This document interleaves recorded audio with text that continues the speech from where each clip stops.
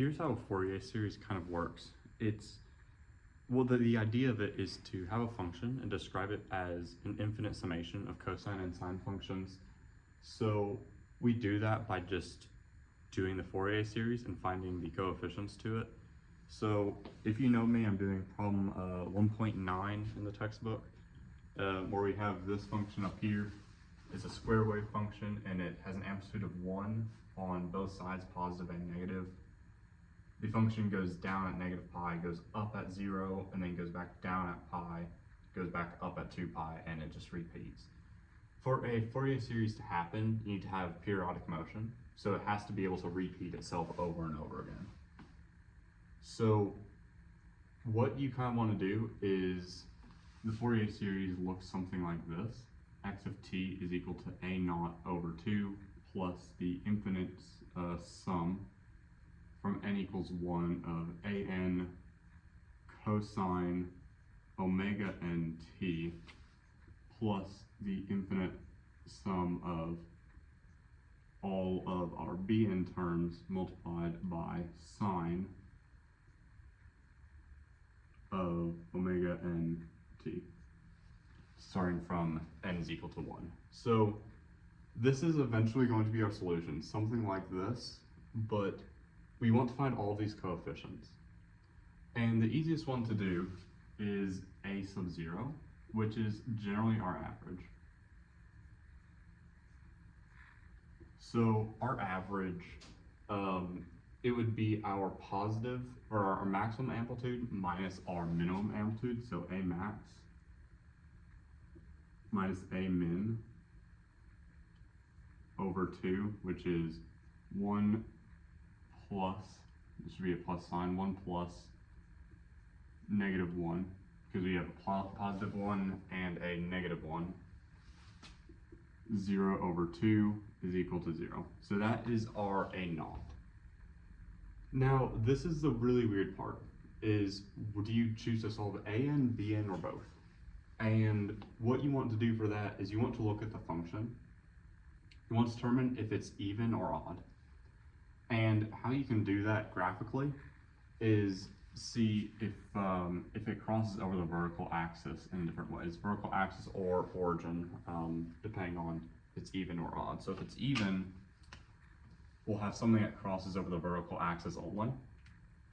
And if it's odd, like this in green, then we'll cross over something like that. This is what, x squared plus 1, this is x cubed.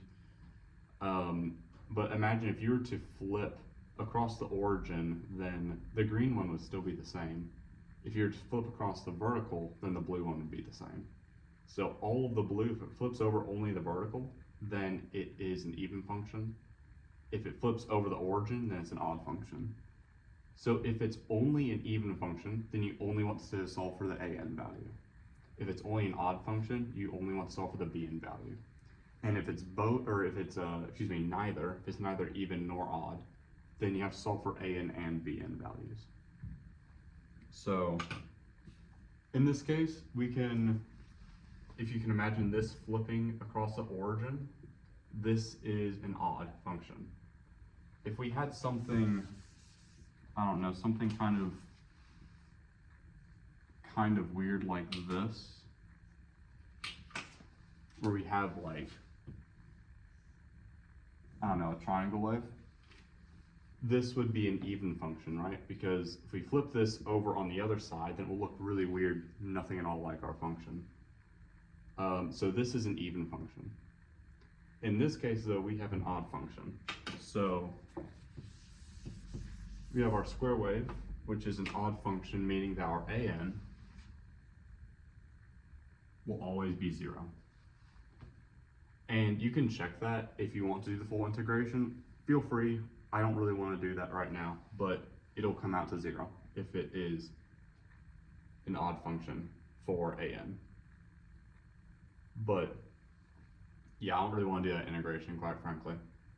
So bn's and an's are very, very similar. I'm just gonna make sure I get the right formula for this. Here it is. So the formula for bn is 2 over our period, integral from period over 2 to negative period over 2, and I'll get exactly like what that is in a second. X of t, and then sine omega n of t dt. And just while I'm here, I'll write out the an as well.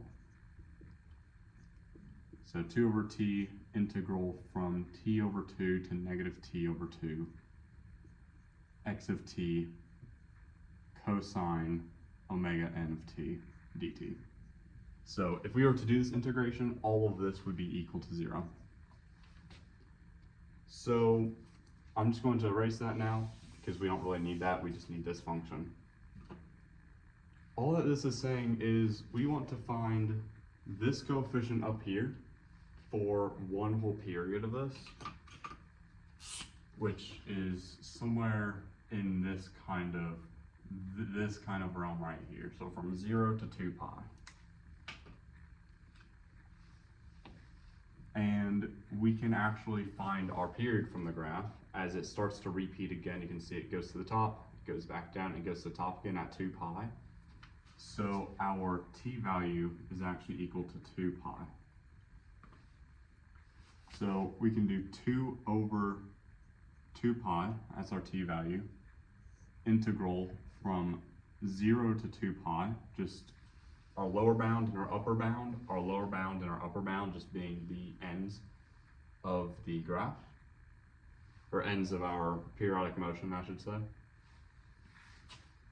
X of t, sine, and now omega n is something that is really kind of important right here, because omega naught is equal to 2 pi f, or 2 pi over our period.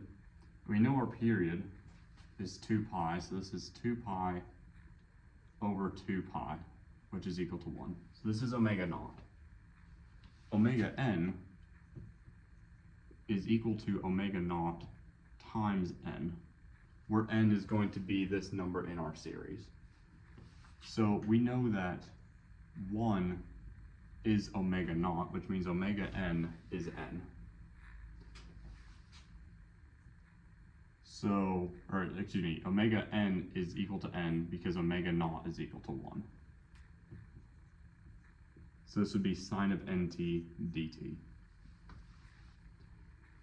So I'm just going to cancel out these 2's. So we're left with 1 over pi integral from 0 to 2 pi of x of t sine n of t dt. But we can do something really cool with this function because it is just split down like right in the middle. And I don't think you can do this with every function. Every problem I've tried, I have been able to do this for this course. But what we can do is going to draw the graph a little bit larger over here for a brief moment. Just inside the kind of analysis zone, if you will, where over here is pi, over here is 2 pi. So this is not all to scale in terms of, you know, sizing, but you kind of get the picture of it. This up here is 1. This up here is 1. So if we get the integral for over here, then we should be able to multiply it again and just get that integral. So we don't actually need to do a split integration. So we can just kind of split it right in half and multiply it by 2. So taking this function, if I were going to rewrite this, let me try it over here. And I'll write it in the split integral version first. 1 over pi integral from 0 to pi of our x of t, which I'll get to in a second, sine nt dt plus integral from pi up to 2 pi of x of t sine nt dt. All of this is equal to 1 over pi, 2 over pi, because we're just multiplying the 2 into it, integral, and then you can choose one of these two, because they're going to be exactly the same. So I'll do from 0 to pi of x of t. Now, what is x of t in this scenario? Because x of t, we have a square, so our x of t is just going to be a line, right? Y is equal to what number? In this case, from 0 to pi, we have our x of t just sitting at 1. So this is our function 1 right here. And jumping to another example, let's just say if we had some kind of, I don't know, like triangle wave like this, where we had these same bounds as 0 and pi, this would be a function that would describe that one line. So right here, this might be our rise over our run. So that would be our m, y equals mx plus b. B would be equal to 1 right here. So it'd be y is equal to our rise, which is negative 1 over our run, which is pi, plus 1. So it'd be something like this, but in this case you have a square wave, so it's equal to 1.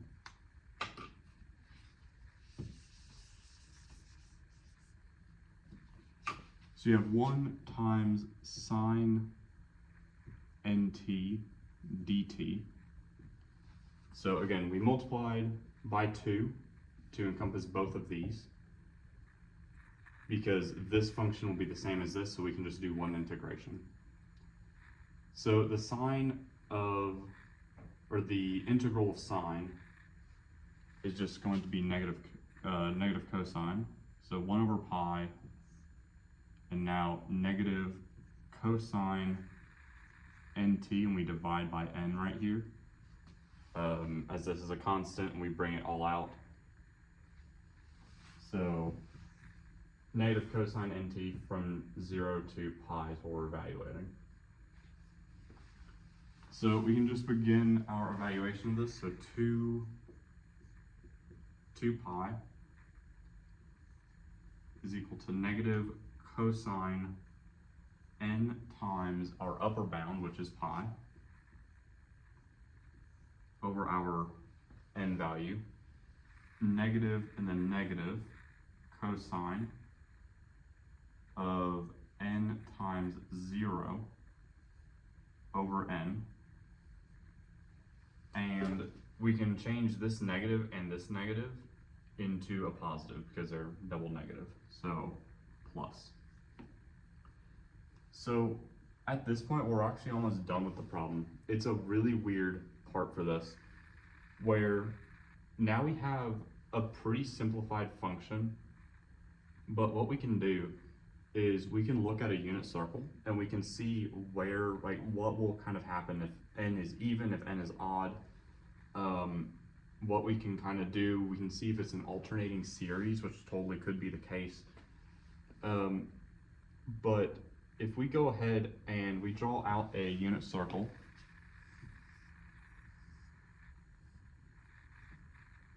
where we have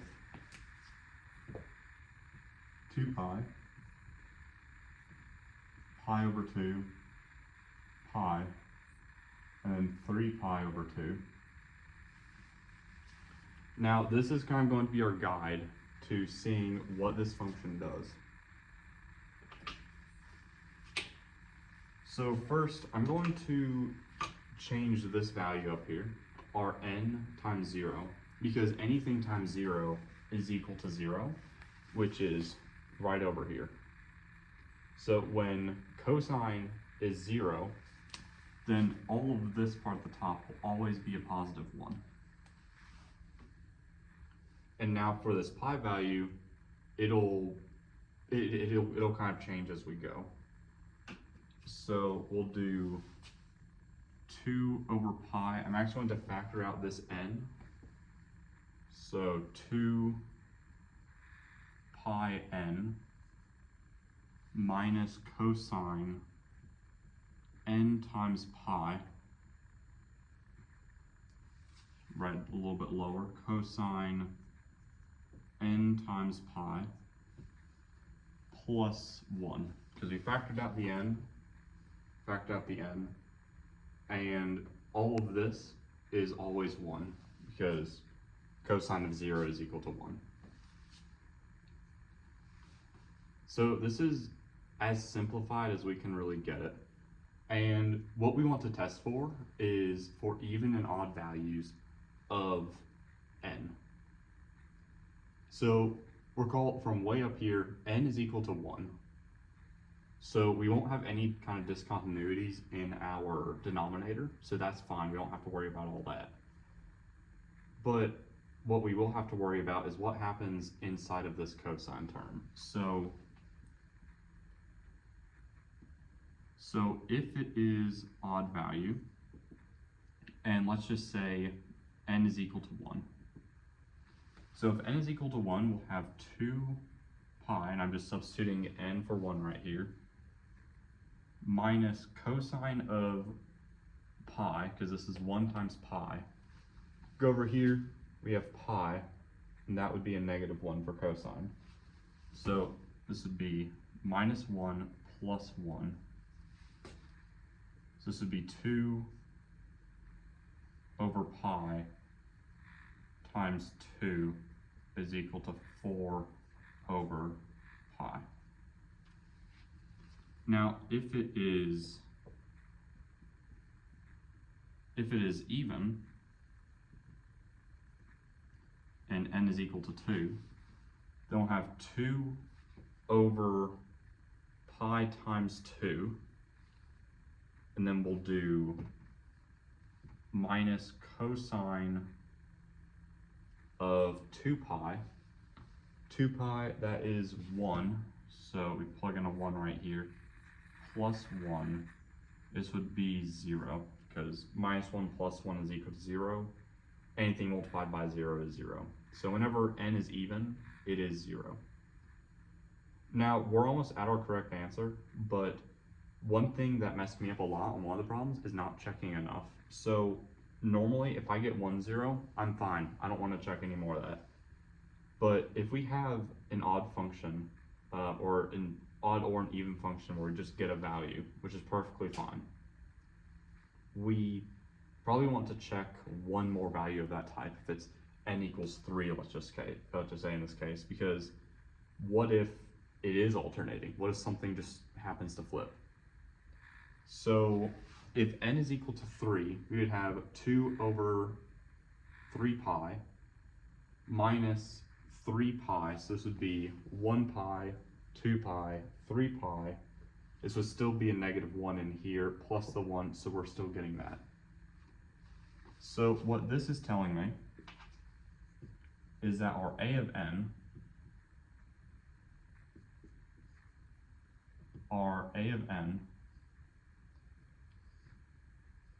is equal to 4 over pi n if n is odd, and then 0 if n is even. So this is our coefficient. All of this just to get this coefficient. So I'm going to erase a little bit right here, just so I have some room for the final answer.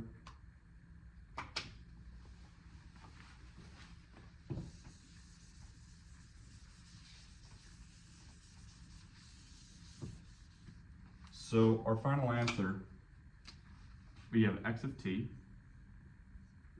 is equal to a naught, which is 0.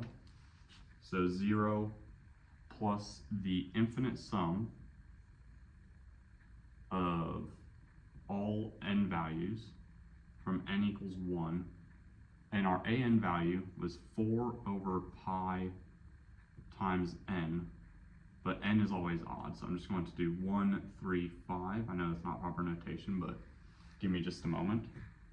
times cosine of omega n, and we've already found omega n right up here, which is omega naught times n, which is equal to n, times t. And then plus our bn times whatever this is, and our bn is already equal to, oh, sorry, I just messed that up a little bit right here. We have our an, which is equal to 0, and this should be our bn values. So all of this is our bn. So this is sine nt. So this is our answer, and if we want n to only be odd, we could do let n is equal to 2n minus 1. So that should always produce some kind of odd value. So this would just be the infinite sum of all n values from 1 of 4 over pi times 2n minus 1 times sine of nt.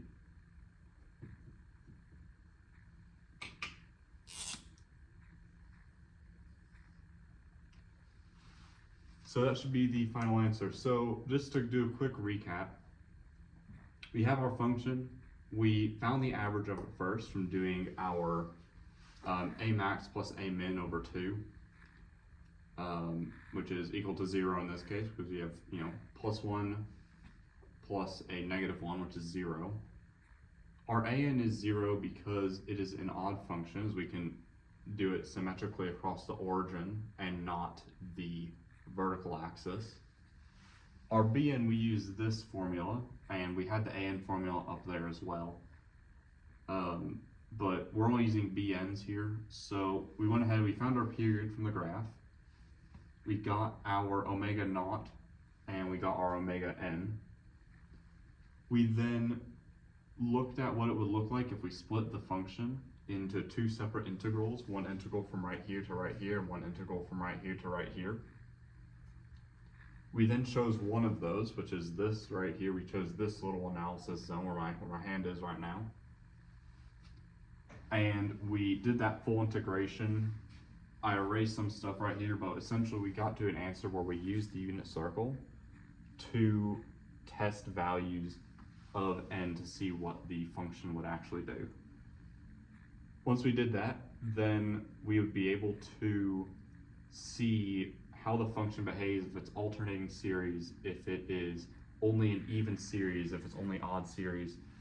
And if we were to plug this into something like Desmos, then what we should end up with is something that looks like this after a few iterations. I normally do up to 30 because Desmos you can't plug in infinity up here and it can't graph that because that's a lot of points. But if you plug in like 30, it's really, really close.